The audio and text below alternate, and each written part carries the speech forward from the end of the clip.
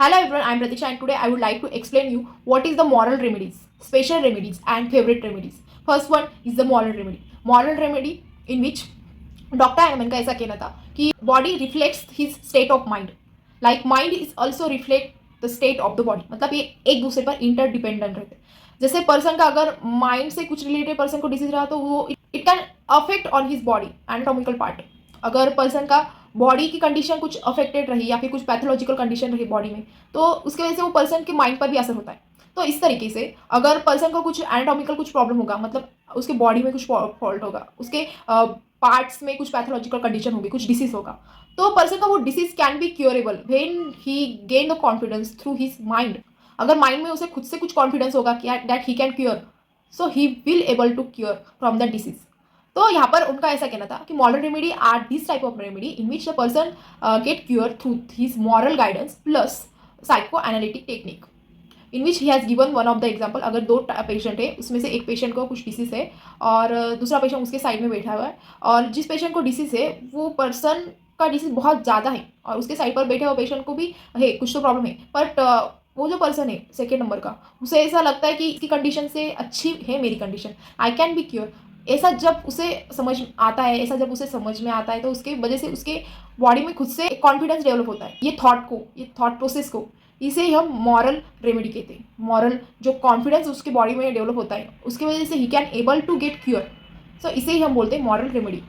Now the second is the specific remedy. इन और homeopathy ऐसा कुछ नहीं कि हम स्पेसिफिक रेमेडी नहीं देते, पर हमारी स्पेसिफिक रेमेडी और एलोपैथिक की स्पेसिफिक रेमेडी, इन दोनों में डिफरेंस रहता है. हमारे यहाँ पर फर्स्ट स्पेसिफिक रेमेडी मतलब स्पेसिफिक कंडीशन पर दी हुई स्पेसिफिक रेमेडी, कुछ स्पेसिफिक रीजन की वजह से दी हुई रेमेडी, इसे हम स्पेसिफिक रेमेडी बोलते हैं.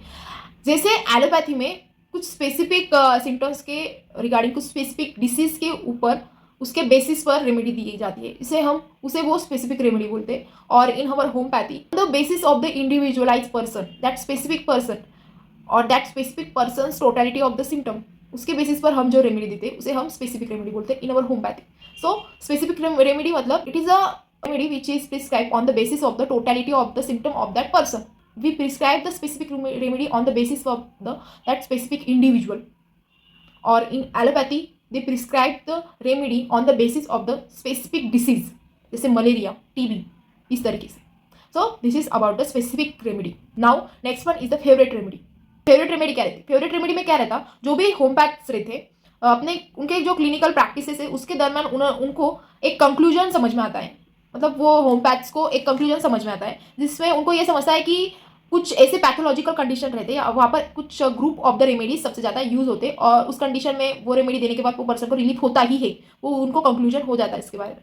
तो वो क्या करते हैं, अगर वही डिसीज वाला पेशेंट फिर से आया क्लिनिक में, तो उसे उसी ग्रुप में से मेडिसिन देंगे. मतलब उनके लिए वो जो रेमेडी होती है वो फेवरेट हो जाती है, उसे आप बोलते हैं favourite remedies.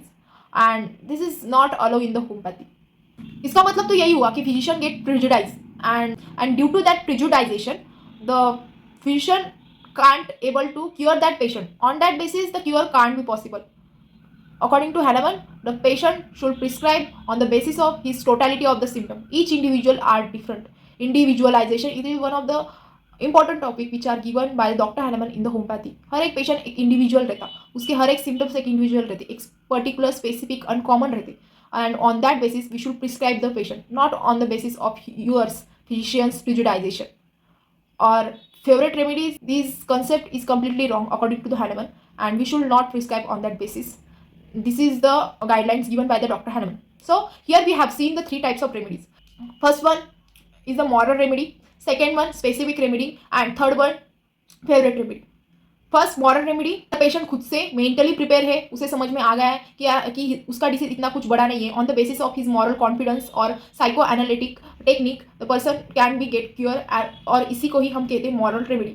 Second one is the specific remedy. Specific remedy in this the two type of comparison are given, first allopathy and second one is the homeopathy. Homeopathy में हम स्पेसिफिक रेमेडी देते हैं, but specific remedy for the individual, not specific remedy for the disease. In allopathy they gives their medicine on the basis of the disease and we gives the specific remedy on the basis of the individual. Now third one is the favorite remedy. Favorite remedy, this concept is only for the homeopathic physician, in which Dr. Hahnemann say the homeopaths get conclusion that some group of the remedies are useful in that particular pathological condition, and that remedy or that group of remedy get favorite of them for that particular pathological symptoms, and they always try to give that favorite remedy to all type of that pathological conditional symptoms. So this is a favorite remedy in which the patient get prejudiced and completely objection shown by the Dr. Hahnemann in who prescribes the homeopathic remedies on the basis of the favorite remedies.